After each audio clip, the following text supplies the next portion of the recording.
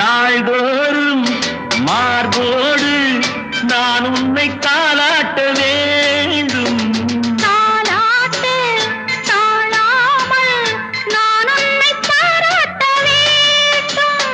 sale கொண்ட கண்ணொன்று பாரென்னை பாரென்று செவ்வானம் போராடும் போது சிந்தங்கள் முத்தங்கள் நூறு அந்த நூற்றாண்டு சிற்பங்களும் உங்கள் பக்கத்திலே